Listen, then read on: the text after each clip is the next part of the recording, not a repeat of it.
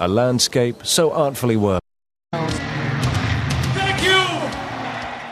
We get the keys to the Vasari Corridor, a secret passageway of self-portraits by the world's finest artists.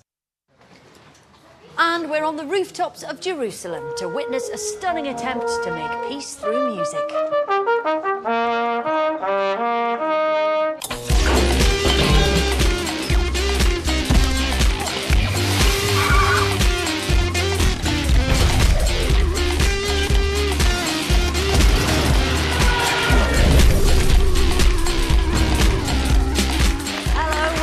Culture Show, where we're joined in the studio tonight by the utterly magical Goldfrapp. Exciting times. We'll be hearing from them at the end of the show. But before that, boy, do we have a treat for you rockers out there. Verity Sharp isn't so much this as this. I think of her as a gentle bowhold. She's a violinist in her spare time. She has a Radio 3 show. She has, and I generally picture her listening to Sigur Rós in some sort of picturesque landscape, being very quiet. Very rarefied, thoughtful. very, very sweet. But actually, no, in her past... Yes, she did rock a fat one many times. And when she was young, she was big into Metallica. Look at this. Well, this is a fucking song where everyone gets, like, fucking hella together and gets as loud as they fucking want to. All right! This one goes something like, Seek and Destroy. Thrash metal is an acquired taste, but with global sales of nearly 100 million albums, Metallica can legitimately claim to be one of the most successful rock bands on the planet. So when the chance arose to spend some time with them in Norway on their European tour, I could hardly say no, especially given a secret passion in my own past. OK, it's confession time. Back in the mid-1980s, when I was a teenager, I was really into thrash metal. And the faster and the angrier, the better.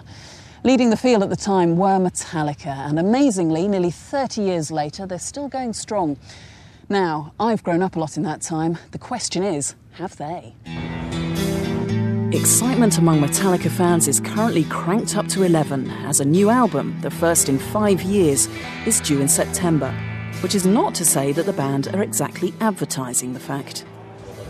So there's been a lot of secrecy about the new album. What album? Go on, what can you tell us? It's called Death Magnetic. It's got 14 songs on it. No, it's got 11. I don't even know. There's things I don't even know about it yet. There are rumours that the thrash riffs are back, the guitar solos are back. It's kind of tough for us to stand back and designate these are the thrash albums, these are the radio albums, or these are the whatever people want to call them albums. It's hard because when we're writing, we're writing.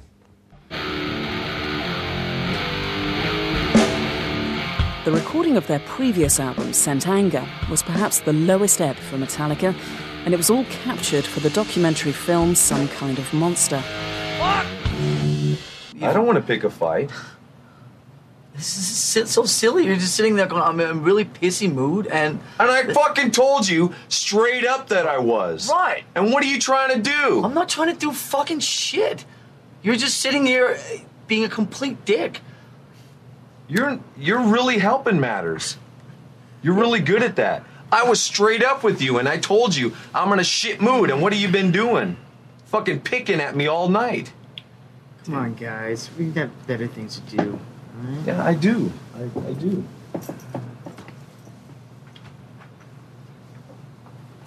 Has the making of this album been easier? There's less pain to document, I'd say, on this one. There's less blood, less yelling, less door slamming, a lot more, hey, that sounds great, but how about if we try this? Okay. The night before the gig, and the band come together to rehearse. It's late.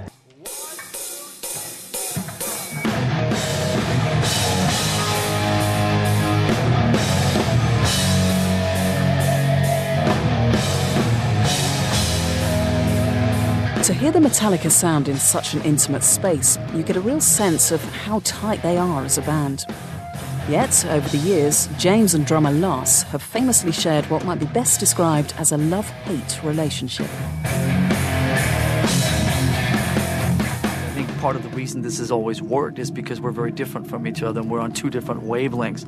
It's just that most of the time, those two wavelengths have found a way to coexist together. He's like the brother I never had. He's like the wife I should have stayed married to. I mean, it's 27 years. There's a lot of friction in your sort of working relationship, Definitely. isn't there? There's absolutely friction, and there has to be. I see that. I see it as a positive. I always thought it was extremely negative that, you know, okay, we're going into battle. I got to put on my armor. Here we go. The day of the concert arrives, and hardcore fans stream in. So it's getting very near showtime now, but last night the band were up until 5 in the morning rehearsing. So although they are growing up in a lot of ways, it is all still clearly very rock and roll. 20 minutes before they go on stage, the band retreat to a space they call the tuning room to psych themselves up. They're massive, wonderful, large rehearsal quarters.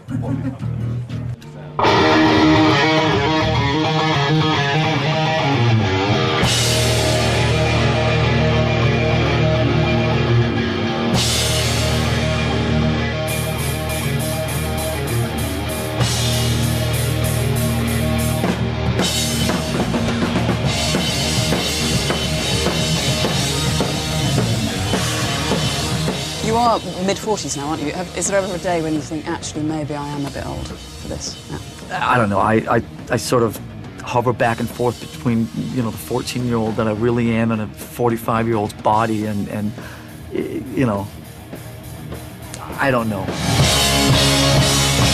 You know, I'd say between Saint Anger and Death Magnetic, there's a lot of growing up we had done from a, you know, standoffish, you know, attitude to, wow, we're all in this together, man, and let's hug and come on, let's meditate over this riff, you know, to somewhere in the middle.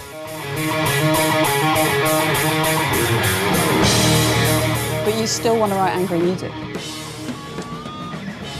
There is something about the music that moves me in a way no other music does. The moment 20,000 Norwegian metalheads have waited for arrives. Metallica emerge one by one to meet their audience.